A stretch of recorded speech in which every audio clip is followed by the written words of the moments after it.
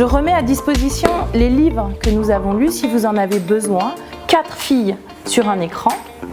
Et puis ensuite on tourne au bout de 15 minutes. Je vous invite à aller à l'écran, à l'allumer. Les autres, vous poursuivez votre travail en autonomie. Alors je pense que moi je suis une grande enfant. Et donc je suis comme je pense mes élèves qui reçoivent ce genre d'outils. J'ai été très excitée à l'idée de pouvoir avoir ce genre de matériel dans ma classe. Vous pouvez également changer la police. La police, c'est la forme de l'écriture. Ah, ok. Vas-y, j'avais déjà créé un livre numérique et j'ai voulu le refaire cette année avec mes CM2. Et puis ma collègue, on fait des échanges de services. Et elle est moins à l'aise avec le numérique. Donc on s'est dit, ben voilà, on va utiliser chacune nos talents, elle pour parler sexualité avec mes élèves et moi faire un livre numérique avec ses élèves. La création de ce journal de lecture qui recense en fait tous les livres que nous avons lus et étudiés cette année, et bien leur dire mais quelles sont les informations importantes à avoir sur un livre.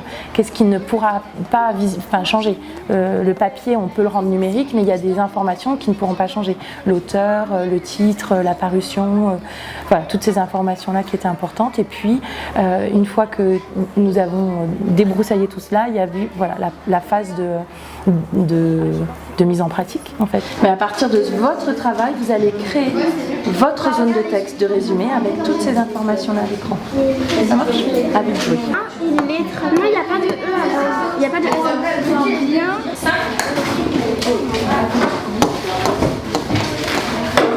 J'ai fait le choix de faire travailler mes élèves en collaboration parce que je trouve que nous vivons dans un monde assez égoïste et que c'est important de transmettre, en tout cas pour moi, c'est important de transmettre à mes élèves ce goût de l'entraide et du travail collaboratif.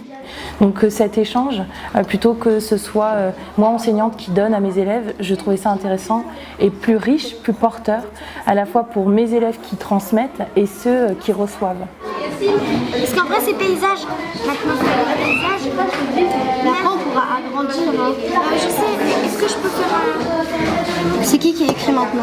Plus on s'exerce à ce travail en groupe, plus on va développer une attitude d'écoute, d'entraide, de « ah, j'ai parlé, maintenant c'est à toi » et puis se rendre compte qu'on a un savoir, mon voisin en a un autre, et puis ensemble on peut créer quelque chose. Ok, d'abord on écrit la petite allumette. Tu veux pas laisser un peu faire et Pearl, c'est vrai que c'est compliqué de le faire en groupe puisque moi par exemple je m'y connaissais pas trop à ça, j'avais jamais fait encore. Heureusement qu'il y avait quelques personnes qui avaient déjà commencé, qui étaient un peu plus expérimentées que moi, puisque sinon moi j'aurais pas pu faire tout ça toute seule. Mais ce qui était bien, c'est qu'on a pu tous exprimer nos goûts et partager ce qu'on pense avec les autres. Seul on va plus vite, mais ensemble on va plus loin. Et c'est vraiment ce que j'ai voulu transmettre à mes élèves à travers ce projet, qu'ils aient cette envie d'aller plus loin ensemble et non pas plus vite.